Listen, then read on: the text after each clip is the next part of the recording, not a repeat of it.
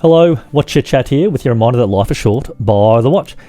Today we're going to speak about stone dial watches and why I think they're going to make a massive comeback. And largely it's because I really think that they rock. So let's have a look at this watch. I kid. I actually don't have a stone dial watch, so that's the best I can come up with.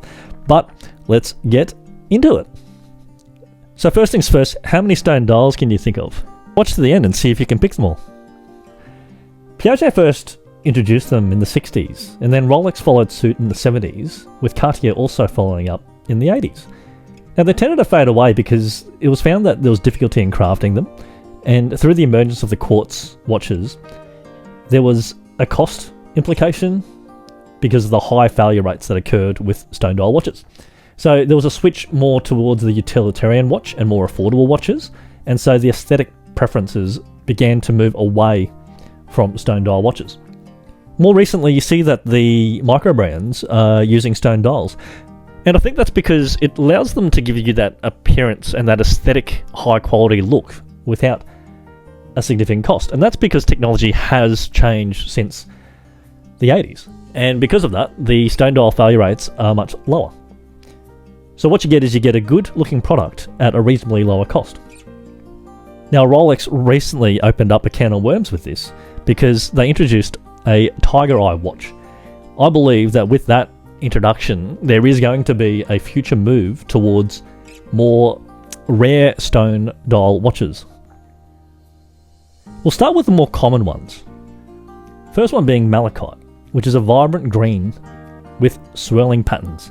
And people are drawn to this stone because of the natural look that it gives. Then we have lapis lazuli. This is a deep blue with flecks, and it's known for its rich colour. Then you can see aventurine dials, which has a sparkling effect due to the minerals, and it gives it that starry appearance.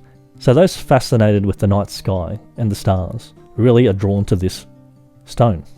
And while we're speaking about space, meteorite. And what is more captivating than space? And having slices of cosmic rocks on your wrist. The pattern of the meteorite is a Wittgenstein pattern, and that comes from the Austrian scientists. Then we have onyx, which is a dark opaque stone. It's sleek and minimalist, which provides a great contrast to the watch dial. Then we get tiger's eye, which is a golden brown colour with captivating light, reminiscent of a tiger's eye, hence the name. This is what we see in the Rolex watch that was released earlier this year. So they're the most popular stones, and we get to a few other more obscure ones. Jade, and that's a green stone with varying richness, and is very popular in Asian cultures. It represents virtue, immortality, and good fortune.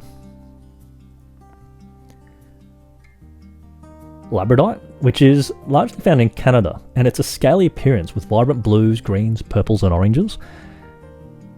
Obsidian, which is a volcanic glass, which is a very smooth finish, and you get that really glassy gleam from this dial. There's serpentine, which is greenish in colour. Jasper, which is a rust-like texture. Turquoise, which is a blue-green stone known for its vibrant hues. I'm actually surprised that with the popularity of turquoise dials, that this stone isn't used more often. Then we get opal, which is a little bit more on the high-end expensive side. And the opal provides an iridescent appearance and plays off the colour. Then you have carnelian, which is a reddish-brown variety with a warm, earthy tone. Sodalite, which is a dark blue with white, grey or pink or green veins. And then you get bloodstone, which is a deep green hue with specks of bright red spots, which reflect the drops of blood. In summary, I predict that the high-end watchmakers will actually start producing more of these stone dials.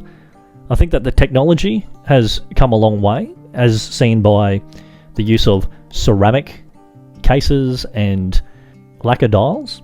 I believe that they can actually look at producing these stone dials at a much more efficient way with a reduced failure rate and a lower cost. And what it does is adds that little bit of intrigue and mystery. It gives you another point of difference to be able to look at a dial and get caught in something that's more than just an inanimate object, but actually speaks to you. I also think it offers a unique proposition because with the stone dials, not any single watch would look the same. So it becomes very individual. So don't be surprised if you see more stone dials popping up with the high-end market. So what do you think about the stone dials I picked? Did I miss any? Please add your comments.